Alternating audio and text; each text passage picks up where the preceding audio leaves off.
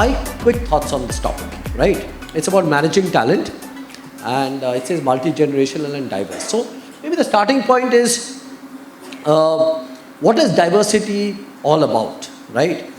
And and as I was thinking about it, my question was, what is my belief? Do we fundamentally believe diversity is good for a corporate organization? Because we are talking about corporate organizations here. And Parijat did talk about India as a uniquely diverse place, right? Unity of diversity is something that we've all spoken about India. But we are divided by so many things: language, dress, food habits, religion. I mean, even caste is a caste community, whatever. I mean, so many points of division, but there is a common, all of us are Indian, and that holds us together. And we believe in certain things, whether it's the flag, whether it's the national anthem. There are symbols of unity as well. But similarly in organizations, I think over the last 70, 80 years, most organizations, if we go to, have all kinds of people from all over India who work there. So it is diverse. India, I mean, nobody has to teach diversity to India. We are a diverse nation. However, there is a question about diversity and inclusivity. So what is inclusivity all about? And that's why I'll request each of our panelists to also define what their worldview of diversity is and what their worldview of inclusivity is. Sometime back, somebody asked me this question. I mean, there's this cartoon I saw which said, please go and hire a lot of people who look different but who think like me. So the business case, and because we are a corporate organization here, the way I like to think about it is there really a business case for diversity and inclusivity or even multi-generational talent? So business case means that is it going to help me perform better as an organization? Because if the starting point is homogeneity is good and everybody must think and act like the same, and a lot of organizations need that, because one of the challenges of organization is everybody should be aligned to the same goals. Because if you have different people walking in different directions, then you cannot have one overarching. Execution becomes a challenge, right? If people say, if we decide that, just to give an example, if you say I'm a football team and everybody says the strategy is attack, some people want to play defense, it's a problem. So you can't have diversity of opinion when the strategy is already been laid out as attack. So the challenge is, before the team, you can discuss and debate. So how much tolerance we have for discussion, debate, dissent, these are all important questions about a belief system we need to think about. And the root of all this is, in my mind, empathy. Do I really want to understand the other person's point of view? Because if I'm convinced my point of view is the only point of view and that is right, there cannot be any debate or discussion. So I just wanted to place this on the table and make a couple of other points, which is, yes, it's easy to talk about multi-generation. So there was an interesting anecdote I read some days back. You know, we talk about the period of 50s, 60s, 70s.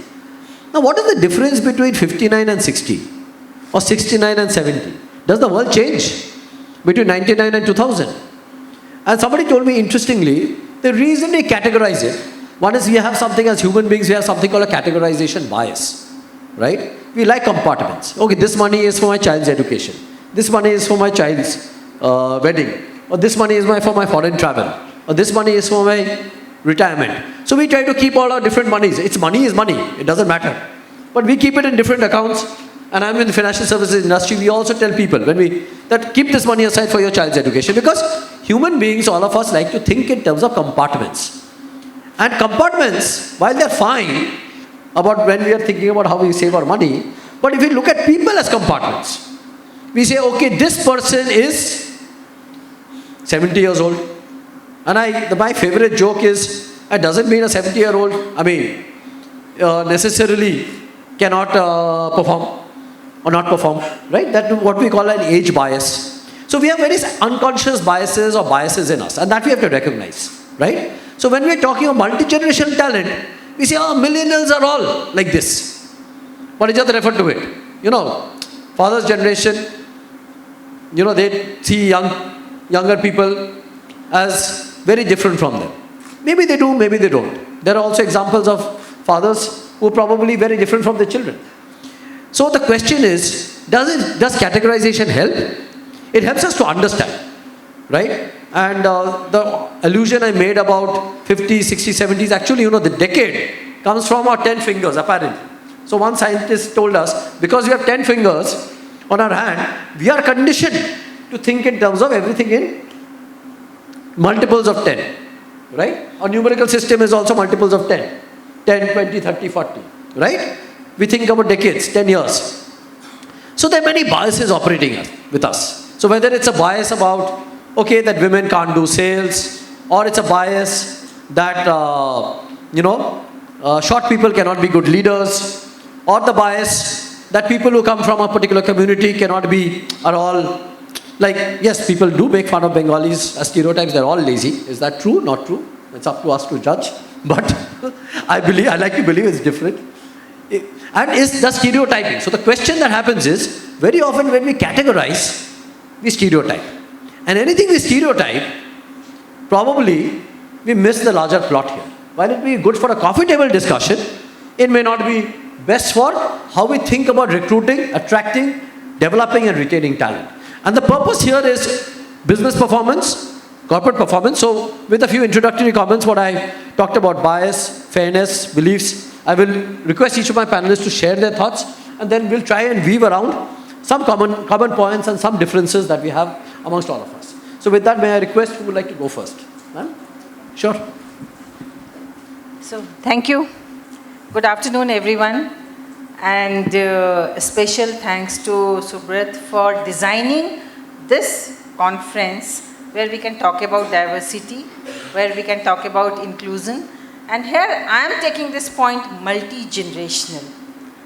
And we have seen one example of multi-generational, one generation who had created brain teaser for us after lunch. And we can see here also multi-generational gathering. Multi-generational simply we can use as a 5Z. We have 2Z data, 3Z data, 4Z data. The same way we can use, and why are we using and moving to next 3Z, 4Z data? Because that data is giving us a good bandwidth. The same 5Z multi-generational workforce giving us a big bandwidth where creativity, where different attitudes, different values we can learn. But the problem is this 5Z coming up with tension also in organizational setup. Why? Because they are coming up with different value system. And this is the challenge for corporate people, how to manage this 5G workforce, how to integrate. The basic question is, managing 5G workforce is itself an art, while integrating the new generation, millennials or generation G, while integrating the new generation, while respecting the baby boomers and others with their experiences and recognizing their experience. This one is challenge we face. Because that population has a simple example I am giving you. The new generation is completely backed with, not exactly 100%, but at least 60% they are backed with financial cushion. So they have a temperament, okay, I am not aligned with the goal of the organization, I can leave, I can go for other organization. Quick response they want, quicker response they have. They are asking any number of questions. The other generation, their communication tactics is WhatsApp, tweets, Snapchat, but just move to the older generation. They have a different temperament. They want themselves to align with the mission of the organization. Their communication tactics is face-to-face conversation, telephone call or mail. These are the differences. But still, if we can think about the benefits, it's like an integrated culture, great communication, better output. If we can align these 5Z workforce on bottom line, we can take the strength of this 5Z communication. This is regarding the managing. We have to just remove from our mindset one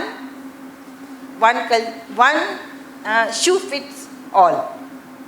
Just we have to remove. We have to think about the different values and how can we integrate. This is important. then we have to create a team culture in organization where we can have diverse people and they can come with different creativity and better output for the organization. We can tweak the culture also by looking at the multi-generational people in organization. We have a number of activities which can integrated, which can be implemented in the organization to use the best outcome from multi-generational or 5Z workforce. Later I will discuss, but still I have a feeling we can use 5Z workforce in a better way and we can strengthen the outcome of the organization. Thank you. Thank you, ma'am. So I think one of the things I've heard from you really is that there cannot be a one shoe or one size fit all strategy. When you are dealing with different kinds of people, you have to cater to their different needs. I think that's an important point for us to think about. But the real question, ma'am, is, so you would believe that it is important to have different kinds of people in organizations? Yes, because this one is giving you actually diversity, the creative thinking. So you would value diversity? Yeah, You would value diversity? Yes. Okay.